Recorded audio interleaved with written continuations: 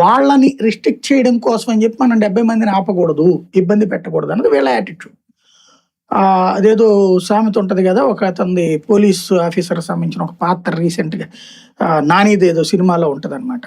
100 మంది ఏదో 100 మంది దోషులు తప్పించుకున్నా పర్లేదు, ఒక్క నిర్దోషికి శిక్ష పడకూడదు అన్నటువంటిది మన దేశానికి సంబంధించినటువంటి పోలీసింగ్ సిస్టమ్ లో అయితే గనక 100 మంది నిరపరాధులు శిక్ష పడ్డా పర్లేదు కానీ ఒక్క దోషిని మాత్రం నేను బోనీని అంటాడు అనమాట.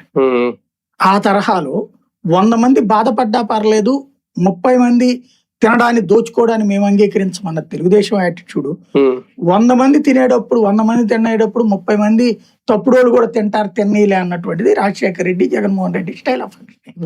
ఇక్కడ సమస్య ఏంటి అంటే పెన్షన్లు తక్కువ ఇవ్వడం ఎప్పుడు తెలుగుదేశం టైంలో జరుగుతుంది. అదే సందర్భంలో ఎక్కువ మంది కార్యకర్తలకి అభిమానులకి ఫస్ట్ ప్రయారిటీ ఇచ్చుకోవడం వాళ్ళ హయాంలో జరుగుతుంది.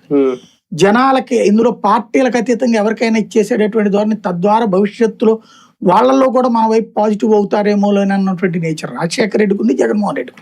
ఒక పార్టీ అధికారంలో ఉన్నప్పుడు అర్హత సాధించిన ఒక పింఛన్దారుడు ప్రభుత్వం మారిన వెంటనే ఎలా అనర్హుడు అయిపోతాడు? అలా చేయడం తప్పు, అట్లా చేస్తున్నారని నేను అనుకోను. అంటే వికలాంగుల విషయంలో ఒక సిస్టమ్ ఉంది. ఇప్పుడు ఫర్ ఎగ్జాంపుల్ నిన్న వీళ్ళు డిఎస్సి అంశాన్ని ఒకటి తెర మీదకి తీసుకొచ్చారనుకోండి, దాంట్లో ప్రభుత్వం ఏమని పెట్టింది, ఒక జీవో ఫస్ట్ ఏమని ఇచ్చింది, టీచర్ల నియామకాలకు సంబంధించిన దాంట్లో వాళ్ళు డిఎస్సి రాయకపోయినా సరే వాళ్ళు అర్హులే అని చెప్పింది. అని ఓ 4